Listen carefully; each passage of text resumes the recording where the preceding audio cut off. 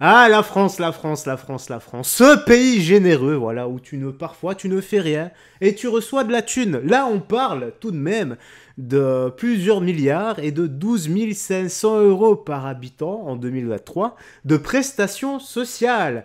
Alors, le titre c'est La France, ce pays le plus généreux au monde, un aimant, à fraudeur. Êtes-vous d'accord avec la sénatrice Nathalie Goulet ou non? Checkons ça ensemble, petit like et commentaire, pour la force, le soutien et le référencement. Nous sommes partis, écoutons ça. Je mets oui, voilà, vous le voyez pas, mais je mets oui. Bien sûr que je suis d'accord avec Nathalie Goulet. Ah, bien sûr, c'est incroyable. C'est pour ça qu'on est un des pays les plus endettés. C'était le pays le plus endetté. Ça vient exactement de là. Donc c'est pas la peine de regarder vos petites fiches, que moi j'ai toutes les infos. Je vous le dis, c'est 50 milliards de fraude, quoi qu'il arrive. Et puis, c'est ce qu'il vient de dire, 12 500 euros. On en était fou avec Raymond tout à l'heure. On en a parlé parce qu'il m'écoute à la radio et merci d'être un auditeur assidu. Je suis dans la voiture, surtout. Oui, bah alors, moi, je sais pas, tu aurais pu être dans la voiture et faire autre chose. Ça fait extrêmement plaisir. Raymond, ça va. Je veux vraiment t'entendre dans un instant. Pour l'instant, j'ai envie de me faire mal aux oreilles.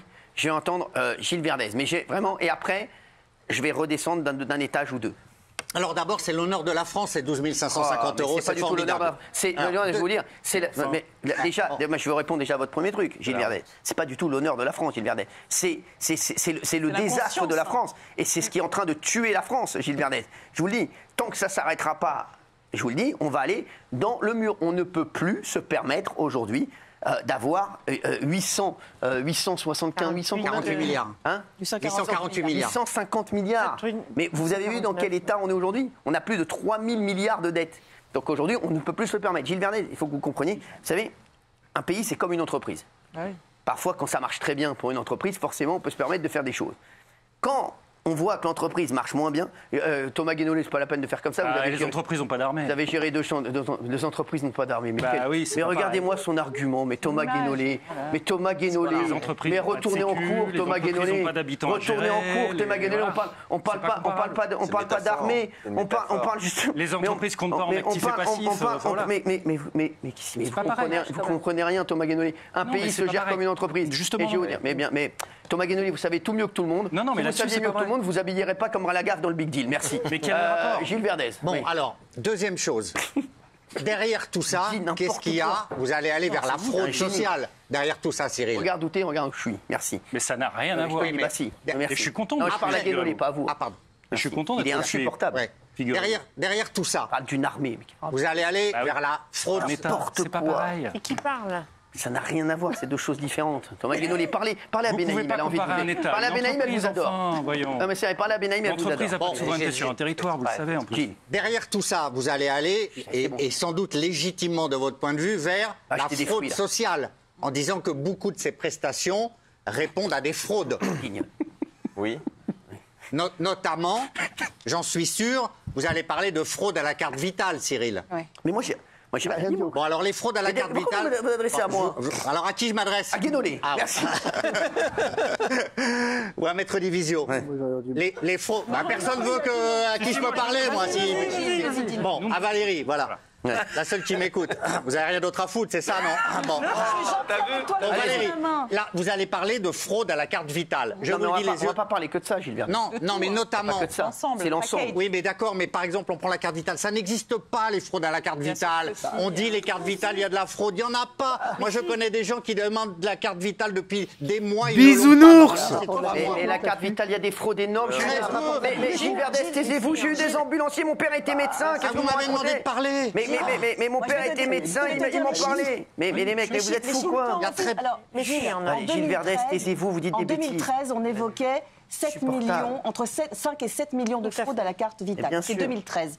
Aujourd'hui, en 2021, il y a eu des chiffres officiels qui sont sortis. Ils sont fous. Et ils ne reconnaissent que plus de 3 000 fraudes à la carte vitale. Voilà, 3 000. C'est très peu. C'est ce qu'ils disent officiellement. Oui, mais après, on sait que ces chiffres sont pas bons.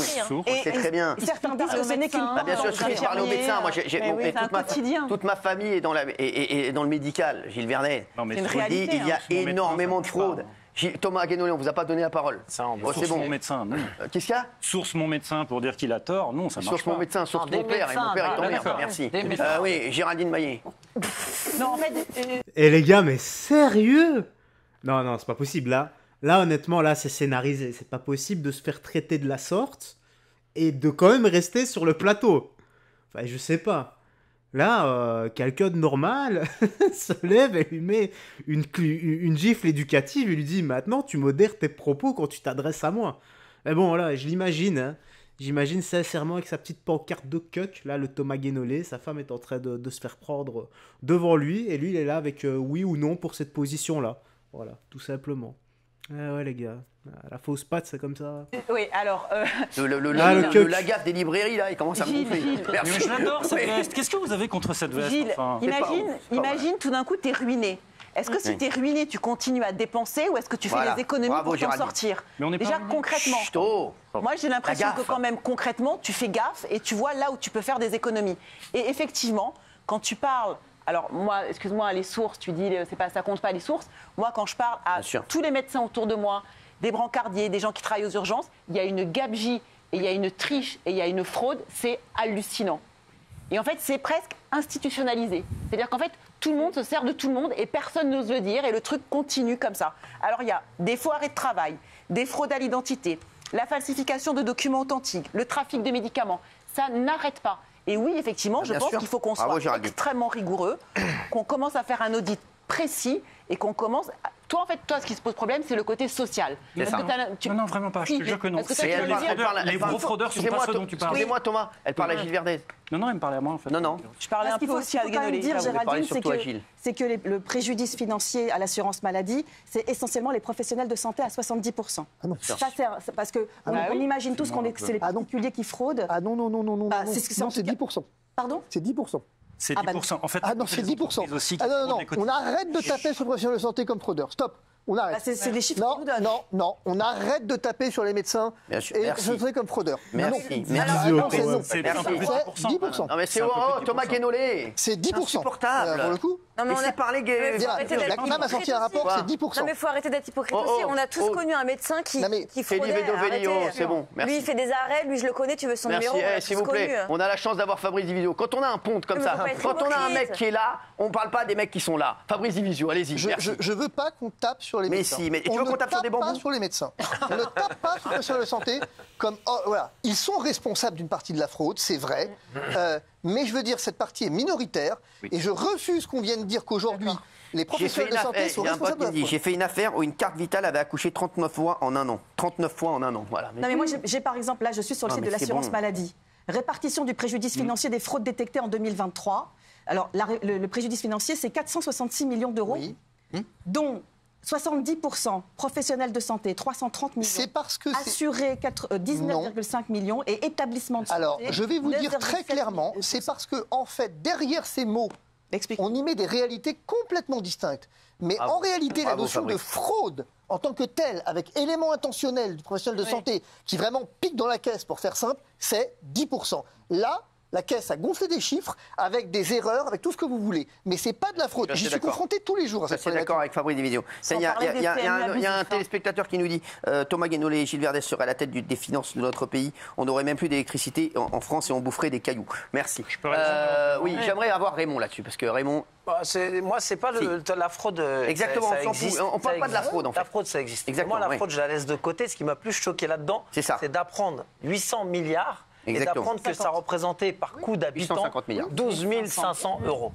Ça veut dire que chaque habitant, 12 500 euros par an. C'est plus ça. Et la question, la France est-elle la plus généreuse? Oui, on est les plus généreux du monde. Je laisse de côté la fraude. Évidemment, il faut lutter contre la fraude. Mais je suis d'accord avec toi. C'est plus les 850 milliards. À qui on les donne? C'est là le vrai sujet. Comment on les donne? Et comment on fait cette moyenne-là? Parce que si quelqu'un a pris 12 550, ça veut dire que peut-être qu'il y en a qui prennent 2 500 euros net par mois, pendant que d'autres prennent 700 euros. Et quand j'entends 12 500, quand j'entends 12 500, je me dis qu'il y a des retraités qui ne font pas 12 500. Il y a des agriculteurs qui ne font pas 12 500. Il y a des personnes en situation de handicap qui ne font pas 12 500. Il y a des artisans à la retraite qui ne font pas 12 500 par an. Donc je voudrais bien qu'on se penche là-dessus et dire qu'on les donne aux gens, ces sommes-là, qui les méritent. Moi, je veux bien. Mais à un moment donné, il faudrait se pencher de dire comment on arrive à cette moyenne de 12 500 par habitant. Ça veut bien dire qu'il y a des familles et des gens qui touchent 2 500, 3 000 euros par mois, peut-être. Comment on les remet sur le travail? Ils ne retravailleront jamais. Parce que quelqu'un qui touche 2 000 ou 2 500 par mois ne retravaillera jamais. Le SMIC avec 428, le salaire médian des Français à 1900. Logique. Quand tu touches 1100, il y en a, ils ne les touchent même pas. Je me dis que tu n'iras jamais travailler. Un salaire médian à 1009, si tu prends 2000 d'aide, tu ne retourneras jamais travailler. Moi, je pense à un truc. Moi, je pense que si on demandait aux Français, si on leur baissait les cotisations et qu'on leur disait, on vous donne plus d'argent dans la poche, je suis sûr que si on faisait un sondage, si on demandait aux Français, si on faisait un référendum, je suis sûr que les Français diraient oui. C'est sûr et certain. Le problème est exactement là. Il est là le problème. Exactement. Bah bien sûr. C'est le coût du travail. C'est ce qu'on dit tous les soirs. Je veux dire, si effectivement vous diminuez le coût du travail, bien sûr, vous relancez la machine à l'emploi et vous permettez aux gens d'avoir un reste à vivre plus important. Bien sûr. C'est tout. On est tous confrontés à ça. C'est ça. Oui. Il y a quand même un truc là qu'il faut. Raymond, c'est complètement juste. C'est-à-dire que le vrai débat, il est là. C'est mon pote. Le vrai débat, il est celui finalement de la générosité. C'est-à-dire effectivement de comment on distribue cette générosité. Comment on les distribue, ça. Bien sûr. Être généreux, c'est bien. Oui, c'est ça. Je suis généreux, je suis d'accord. Voilà. Moi, je trouve que l'idée de générosité, elle est très belle. C'est bien que les soins soient remboursés, que l'école soit gratuite, etc. Mais le problème, c'est redonner l'argent dans les poches des Français. C'est les allocations qui sont distribuées partout. C'est le chômage, les gens qui pourraient très bien travailler, qui préfèrent toucher un chômage parce que parfois, comme l'a dit Raymond, on touche plus en travaillant pas qu'en travaillant. Et je suis sûr que si on donnait juste de quoi payer les soins à ceux qui en ont besoin, aider ceux qui en ont vraiment besoin, on serait une sorte d'équilibre. Mais là, le problème, c'est que les gens se font dépouiller, se font racketter de partout. Et ceux qui sont censés en bénéficier n'en bénéficient même pas. Et il y a des fraudeurs qui se gavent à côté. Voilà. C'est pas possible. Bien sûr. Alors, on va avoir mal aux oreilles, mais il y a Guénolé qui veut parler, qui n'est pas d'accord avec vous, Raymond. Donc, tu prends ta veste de chasseur, là, et tu lui dis. Merci. Non, c'est pas ça. C'est juste que d'abord, alors sur la fraude sociale, en fait, les plus gros fraudeurs. C'est les entreprises et les prestataires. Excusez-moi, Thomas Guénolé. La fraude, je veux qu'on parle. Non, mais je voudrais le rappeler parce qu'on dit. Pour moi, le sujet, c'est pas la fraude. C'est ce qu'a dit Raymond, c'est la générosité. C'est juste important de rappeler parce qu'on tape tout le temps sur les usagers fraudeurs et on ne parle pas des entreprises qui fraudent. Voilà. Donc ça, c'est le premier truc. Et la deuxième chose, moi, je trouve dommage qu'on se focalise sur comment modifier les cotisations sociales pour pouvoir redémarrer par rapport au coût du travail. Il me semble qu'il y a une autre option dont on parle quasiment jamais, c'est l'innovation, le progrès technologique. Mais bien sûr que si. Mais bien sûr que si. Si vous croyez que vous allez vous entrer en compétition avec le coût du travail de mais Chine, vous avez employé combien de monde dans votre vie, Thomas? Non, mais là, combien de salariés vous avez embauché? Vous avez le droit de comparer ça à une PME. Non, mais c'est pas le problème de moi, je compare rien à rien. Je constate qu'aujourd'hui, on a des cotisations sociales qui sont les plus élevées. On a un coût du travail qui explose. On a des cotisations sociales qui sont totalement aberrantes en fait. On paye de plus en plus avec des services qui fonctionnent de moins en moins. Alors pourquoi on est la première destination des investissements directs étrangers en Europe? Vous allez m'expliquer ce mystère. Si c'est l'enfer, vous ne vous rendez pas compte, c'est ça le problème. Vous ne vous rendez pas compte que là où vous avez raison, c'est de dire qu'on ne sera jamais en compétition avec des pays de la Chine ou ce que vous voulez. Néanmoins, donc il faut une Néanmoins, on vous explique qu'on est quand même généreux. C'est ça le débat. Et je voudrais vous raconter un truc, une anecdote. Là, ce matin, j'ai fait un truc important et qui va dans le thème du. Non, ce matin, effectivement, j'ai fait un audit. J'étais en clinique ce matin, accompagné de médecins pour un audit. Donc, j'ai assisté à leur consultation. Je suis allé dans le service avec eux, en cancérologie et en chirurgie. Et je crois qu'il faut vraiment se rendre compte de ce que ça représente. On a affaire à des gens avec des traitements, mais je veux dire, au prix exorbitant, des interventions au prix exorbitant. Je n'ai vu personne payer 1 centime ce matin. Je veux dire, j'ai passé la matinée dans les services, je n'ai vu personne. T'as tout dit. C'est des exemples comme ça. Personne. Je veux dire, et le médecin, eh bien, effectivement, pour sa part, n'a pas demandé 1 centime. Et à chaque fois, il m'expliquait. Tu vois, là, si ça, je faisais payer, là, le traitement, c'est 20 000 balles. Et à chaque fois, il disait à ses patients un truc qui m'a marqué. Un des médecins disait, quand même, quel beau pays, la France. Jean-Michel. Oui, c'est très bien. Jean-Michel. Thomas, je ne suis pas politologue, ou j'ai pas d'études sur la carte vitale, etc. Mais il n'y a pas besoin d'avoir fait Polytechnique pour savoir que si la France est le pays le plus visité dans le monde, il y a le plus de touristes, c'est que c'est un beau pays. Si c'est le pays qui accueille le plus d'immigration clandestine, c'est que les gens savent que s'ils viennent, il y a plus d'immigration clandestine aux États-Unis où ils n'ont pas de protection sociale. Et ils viennent là pas par hasard. C'est pas que l'immigration, parce qu'on est trop généreux. Attends, le Royaume-Uni a un modèle social moins généreux que le nôtre pour les étrangers. Et pourtant, il y a plus d'immigration vers le Royaume-Uni que vers la France. C'est donc bien que c'est pas le modèle social qui les attire. C'est la facilité à pouvoir bosser qui est plus élevée au Royaume-Uni. C'est pas ça. C'est pas une question d'immigrer, vous vous êtes trompé là. C'est la facilité à pouvoir bosser et c'est pour ça qu'effectivement on a... Et c'est pour ça que l'immigration de travail est la moins importante. C'est ça. Non, c'est au Royaume-Uni. Non, attendez. J'ai déjà expliqué ici, chiffre à l'appui, que l'immigration de travail ne représente pas la principale source d'immigration. Pourquoi? Mais je vous ai déjà dit...